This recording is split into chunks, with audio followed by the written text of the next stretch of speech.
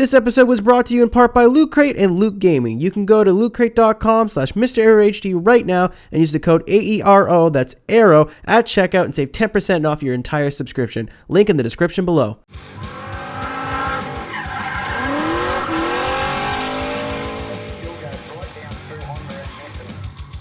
What is going on, everybody? It's MrAeroHD here. We're back with another episode of Build It, Drift It, Kill It, and today we've got something a little weird. We got the Talbot Sunbeam. This car is part of the DLC pack that came with the FC and the S14. However, it is weird, it is French, and we are going to be drifting it. Why? Because it is rear wheel drive.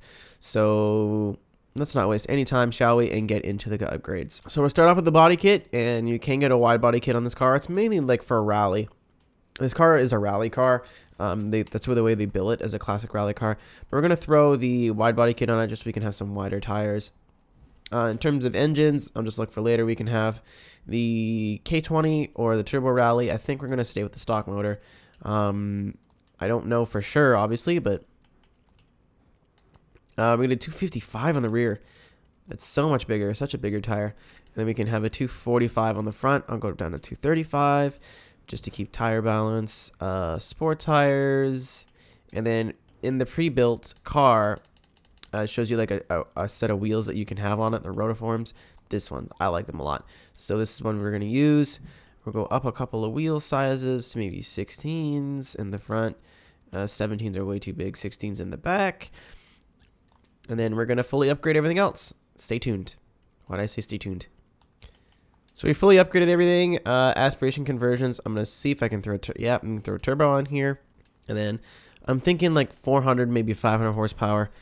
Should be lots. I don't want to put too much, of course, because that would just be crazy. So I'm just gonna see how much we can get. Oh, that's not. That's not good. I picked this car so we kind of have like our first challenging build, and this is definitely looking like it.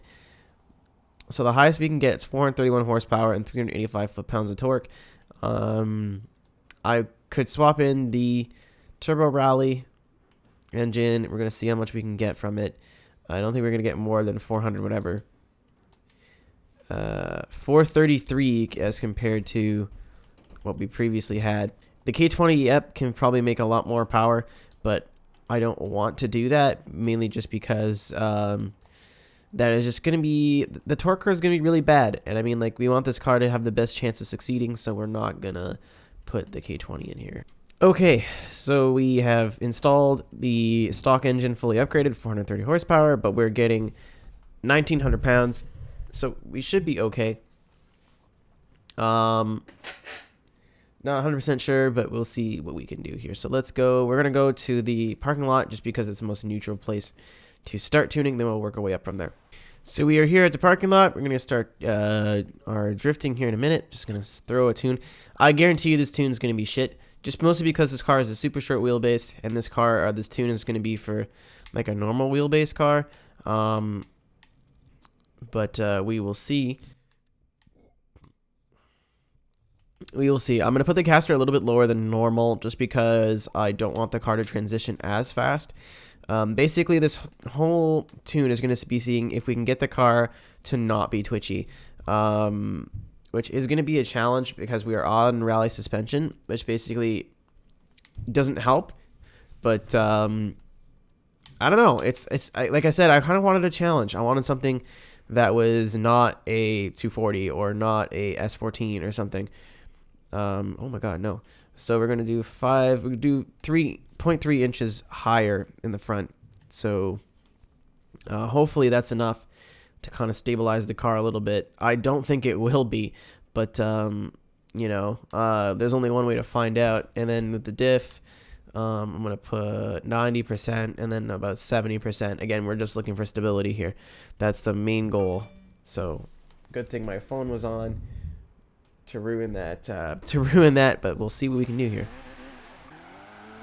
So we haven't transitioned yet, but it flicked in very... Oh, yeah. So everything I thought it would be. Transitions extremely quickly. It doesn't hold that much angle either.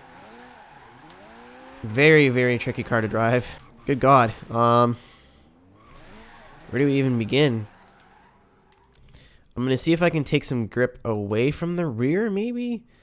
I don't think that's gonna work, but we'll see.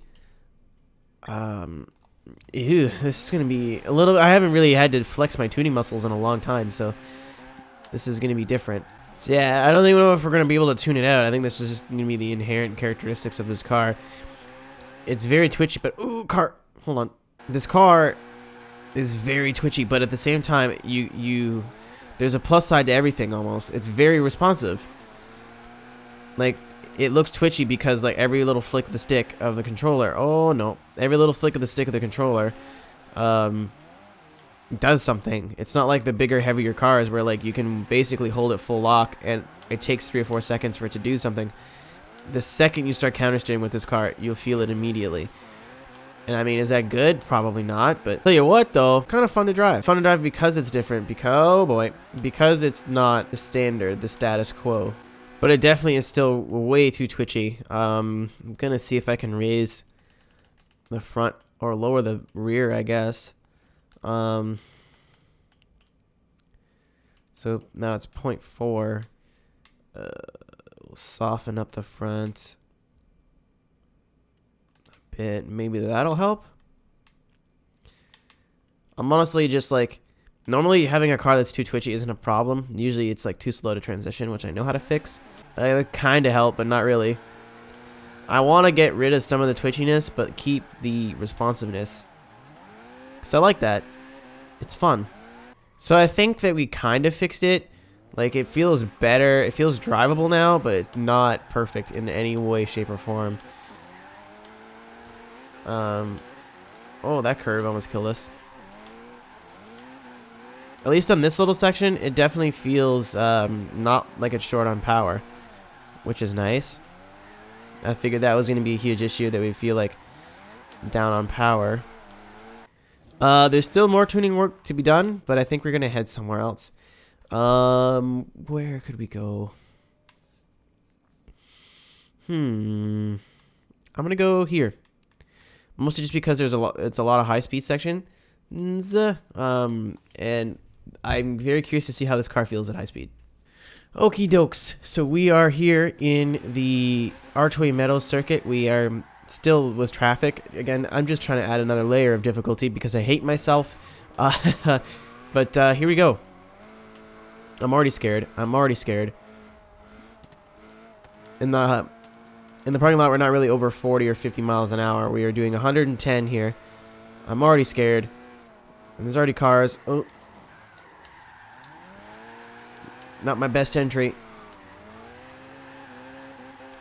This is surprising. Oh, for fuck's sakes. Like, look at this traffic.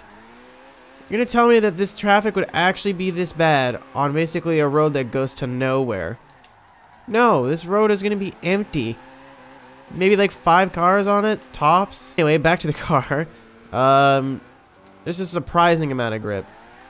Is it still twitchy? Yeah, don't think that's anything we're going to get rid of. But there is a shocking amount of grip in this car. Oh, yeah, we're not going to be able to do anything about that. I was going to honk at him, but then he'd follow me around. And there's enough power, too. I don't know if it's because, like, it automatically has a close gear ratio because it's a rally car, but honestly, this car's not doing too bad. If you can, like, accept the fact that it'll never be stable and always be twitchy, and always feel like it's right on the edge of killing you.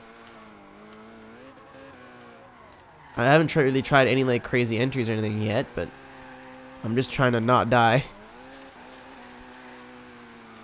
And like I said, the trade-off of it being really twitchy is it being really responsive. So when you're avoiding traffic and you need to do stuff like that, where you need to change direction very quickly, it can do that. You know, you can just dart in and out of traffic as a little bit quicker than you would be able to in like a GTR or something. Let's try an entry here. I think there's no traffic.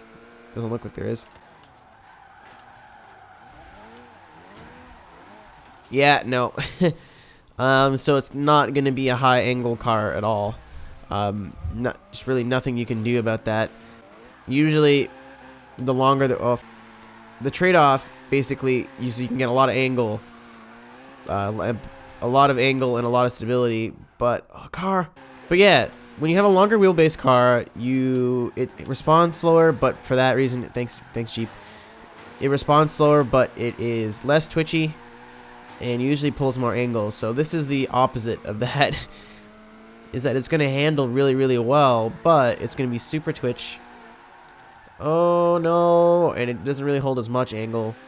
Like, it's not doing bad, like it holds as much as you need it to. You just can't really do anything crazy with it, which kind of sucks. The gears are good. You're basically bouncing off the red line no matter what gear you're in. Hello, EK. Goodbye, EK. That was actually pretty freaking cool. Why are you on that side of the road? Right in between the middle. Ah, yes. See, that's what I mean. It's just really darty, but it's good and bad for that reason. Oh, we're gonna have a crash here. Oh no. Let's go right around him. It may be time for a rivals event. Maybe time to go to the Grand Sprint. Yeah, I'm surprised at how well this thing does at high speeds. It's not like it transitions and then you're like, uh-oh, I'm gonna die. It's just like you kind of have to be aware of what you're driving. And if you can do that, then it's easy. Fuck you and your stupid fucking nose-looking car. No one likes you. This car is ugly as shit. And you should actually just take your vehicle and insert it into your own rectum, you useless piece of human waste. Fuck you. Anyway, we're going to go to a rivals section. If you guys know any good rivals routes, festival routes for drifting, please let me know in the comments. But as I haven't really found a good one, they're all really in Yarra Valley. They're all really too high speed. Like there's a couple of scrambles that look like they would be fun layout wise, but scrambles are just too high speed. So really, Byron Bay Outback has nothing basically. It has the one oval, not oval, figure eight. So we can have the Byron Bay or Surface Paradise, and it basically just ends up being the same things over and over and over again, which is probably not fun for you guys to watch. But I'm gonna try. I haven't done this in a while. 3-bridge circuit. And we are at S1 barely, so we will pick S1 and jump in our Talbot. Okie doke. I do not remember the layout. Oh, it's a circuit though, so I guess it's not that big of a deal. Let's see what we can do. Who are we racing against? A Viper ACR. Oh well. We're not going to be able to stretch that. So one thing I want to mention too is the car sound is awful. I don't know if it's just like sounds bad, but like it's just not a pleasing sound to my ear. It just sounds like an engine. Again, I don't know where this car is from. I was told it's owned by a French company, but I looked it up and apparently it was a Chrysler before. So if this is an American inline 4, then it makes sense. But like, definitely not one of my favorite engines, sounding engines in this game.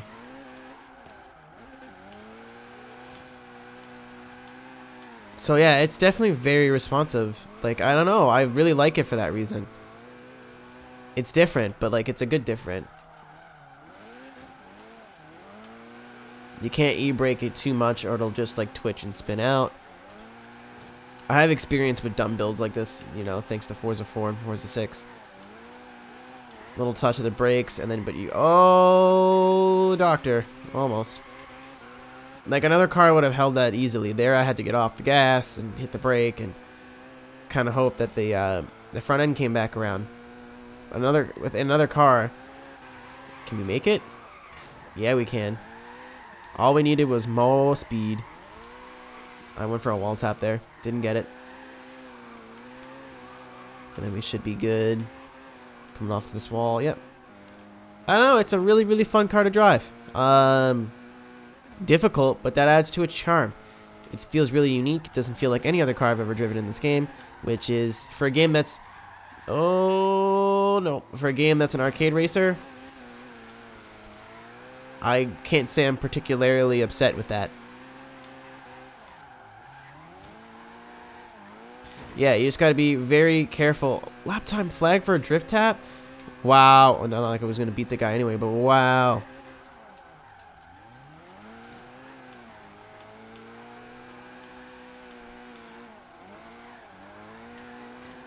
Like, you literally just, it turns so freaking hard. Like, it transitions so hard. It is so much fun to drive for that specific reason.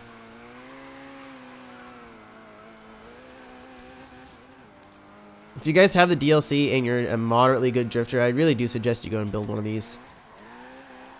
It's so different. If you're getting bored of driving your S chassis and your Supras and your Skylines, this is definitely a fun car to drive. I don't think it'll be fast.